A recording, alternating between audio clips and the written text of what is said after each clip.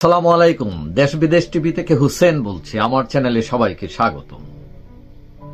আমাদের দেশে কেউ ক্ষমতা থেকে চলে গেলে মানে তার 14 গোষ্ঠী উদ্ধার করে ছাড়ে, পারলে ওই যে মরে গেছে তার লাশ তুইলেও পিটা, এই অবস্থা। এখন এতদিন আমরা জানতাম যে জাতির পিতা হচ্ছেন বঙ্গবন্ধু শেখ মুজিবুর রহমান। তো এই সরকার, শেখ হাসিনা সরকার পতনের পর ডক্টর ইউনূসের যে সরকার, যাদের ব্যাকে আছে ছাত্ররা, এই সরকার আসার পর বিভিন্ন ধরনের ট্যালেসমাটি আমরা লক্ষ্য করলাম। কয়েকদিন আগে আমরা দেখলাম যে জাতীয় প্রেস ক্লাবে একটা অনুষ্ঠানে, সেখানে তারা দাবি করেছেন যে কায়েদে আজম মোহাম্মদ আলী জিন্নাহকে জাতির পিতা হিসাবে ঘোষণা করার জন্য। জিন্নাহ হচ্ছেন পাকিস্তানের জাতির পিতা। এখন আমাদেরও নাকি জাতির পিতা জিন্নাহকে ঘোষণা করতে হবে, তিনি নাকি আমাদের অরিজিনাল জাতির পিতা। তো এখন এইটা গেল, এখানে শেষ না। আজকে মানে গতকাল ছিল শনিবার। শনিবারের ভোরের কাগজে একটি প্রতিবেদন ছাপা হয়েছে, আর্টিকেল। সেখানে বলা হয়েছে যে ডক্টর ইউনূসকে জাতির পিতা হিসাবে ঘোষণার প্রস্তাব করা হয়েছে। রহমান মৃধা নামে এক ভদ্রলোক, তিনি সম্ভবত সুইডেন থেকে এই কলামটা লিখছেন এবং এটা ছাপছে ভোরের কাগজ। এবং ভোরের কাগজের মালিক কিন্তু আবার আওয়ামী লীগের সাবের হোসেন চৌধুরী, এবং তার সম্পাদক শ্যামল দত্ত, যদিও উনিও আওয়ামী লীগের এবং উনি জেলে আছেন এখন। তো এখন দেখেন আওয়ামী লীগের পত্রিকায় এই ধরনের আর্টিকেল ছাপা হচ্ছে। তো পরিস্থিতি কোথায় গিয়ে দাঁড়াইছে? অর্থাৎ আওয়ামী লীগ আর আওয়ামী লীগ নাই, অর্থাৎ আওয়ামী লীগের মালিক টালিক সম্পাদক এরা হয়তো এখন আত্মগোপনে জেলে বিভিন্ন জায়গায় আছেন। এখন সেই সুযোগে যে যা পারে তাই করতেছে আর কি। তারা এখন কলাম লেখক, তিনি বলতেছেন যে এই যে বৈষম্য বিরোধী আন্দোলন হলো, শেখ হাসিনা সরকারের পতন, এটা নাকি দ্বিতীয় মুক্তিযুদ্ধ। তো ভালো কথা, দ্বিতীয় মুক্তিযুদ্ধ।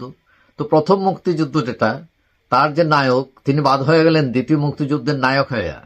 এবং আপনারা সেই নায়ক ডক্টর ইউনূস তো বৈষম্য বিরোধী আন্দোলন করেন নাই। তিনি কি রক্ত দিচ্ছেন? না, তিনি এখানে আইসা ছাত্রদের সাথে আন্দোলন করছেন, মিছিল মিটিং করছেন, তিনি তো কিচ্ছু করেন নাই। তিনি হয়তো নৈতিক সাপোর্ট দিতে পারেন, কিন্তু এখানে তো এই ছাত্ররা, বিভিন্ন দলের লোকেরা এগুলোতে অ্যাক্টিভ ছিলেন। এখন কলাম লেখক অবশ্য এটা বলছেন যে স্বাধীনতা জন্য শেখ মুজিবের নেতৃত্বে হয়েছে, এটা আবার তিনি স্বীকার করতেছেন। কিন্তু আবার শেষে বলতেছেন যে স্বাধীনতার পরিবর্তে স্বপ্নভঙ্গ হয়েছে এবং করুণ পরিণত হয়েছে আমাদের দেশের অর্থনীতি বিভিন্ন বিষয়ে, এবং স্বাধীনতার যে সুফল সেটা আমাদের দেশের মানুষ পায় নাই, এবং এইটা বিভিন্ন দলের নেতৃত্ব ব্যর্থ হয়েছে, এবং সবশেষে এই যে স্বৈরাচারী সরকারের যে পতন হয়েছে এবং পতনের পর ছাত্ররা যে ইতিহাস তৈরি করেছে, সেই ইতিহাসের স্রোতধারায় 84 বছর বয়সী ডক্টর ইউনূস একজন স্বপ্নদ্রষ্টা। তিনি এই জাতিকে স্বপ্নের মধ্যে আবর্তন করেছেন। তো এখন কথা হলো, স্বপ্ন দেখলেই জাতির পিতা হওয়া যায়, ভেরি সিম্পল একটা বিষয়। তো স্বপ্ন তো সবাই দেখে, সবাই জাতির পিতা। স্বপ্ন দেখলেই মানে কাজ টাজ করা লাগবে না কিছু জাতির জন্য, ভালোই। তারপরে তিনি বলছেন যে ডক্টর ইউনূস নবজাগরণ ঘটাইছেন। তো 2 মাসেই সবকিছু করে ফেলছেন, দুর্নীতি, ঘুষ, হত্যা, গুম এসবের বিচার করে ফেলছেন, সমাধান করে ফেলছেন, সব শেষ। এখন তিনি জাতির পিতা, তাই তো? কথা কি এটাই দাঁড়ালো? এখন কথা হলো, দেশে পুনর্গঠনের জন্য তিনি জাতির পিতার স্বীকৃতি দাবি করেছেন ডক্টর ইউনূসের জন্য। কিন্তু প্রশ্ন হচ্ছে, কি পুনর্গঠন করেছেন তিনি? দেশে পুলিশ নাই, কাজ করে না, গার্মেন্টস বন্ধ হয়ে যাচ্ছে, দেশের টাকা নাই, মানুষের কাছে ভিক্ষা মাগতে হইতেছে, দ্রব্যমূল্যের এত ঊর্ধ্বগতি, মানুষের দেয়ালে পিঠ ঠেকে গেছে, এগুলো পুনর্গঠন? এবং এই জন্য তাকে জাতির পিতা বানাইবেন? গণতন্ত্র, মানবাধিকার, সামাজিক ন্যায় বিচার এবং এইসবের জন্য তিনি নাকি আস্থার প্রতীক, লেখক বলতেছেন, ভোরের কাগজ বলতেছে। এখন নিজের মামলা তুলে নিয়ে অন্যেরটা রেখে দেওয়া, এটা কি সামাজিক ন্যায় বিচার? আসলে কথা হলো কি, বাঙালিরা পারেও। পিতার অর্থ বুঝেন? মানে পিতাকে প্রতিদিন বদলানো যায় না, পিতা প্রতিদিন জন্মায়।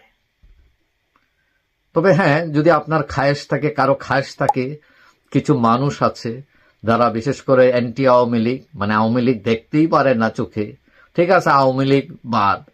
এখন কথা হচ্ছে, আপনি যদি পিতা বদলাইতে চান, তো পিতা তো আর বদলানো যায় না।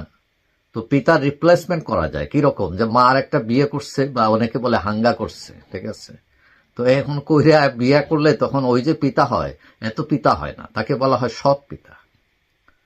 এখন জাতির কল্যাণে আপনারা যদি পিতা আনতে হয়, আপনাদেরকে যদি ডক্টর ইউনূসকে পিতা বানাতেই হয়, তাহলে আপনারা সেটা ঘোষণা করতে পারেন। তবে সেটাকে একটু বদলায় করতে হবে। তাকে তো জাতির পিতা বলা যাবে না, বলা হবে জাতির সৎ পিতা। এখন এই প্রস্তাব করে দেখেন আপনারা, তাহলে দেখেন জাতি সেটা মানে কিনা। যাই হোক, সবাই ভালো থাকবেন। আশা করি দেখা হবে অন্য কোনো ভিডিওতে ইনশাআল্লাহ। আল্লাহ হাফেজ।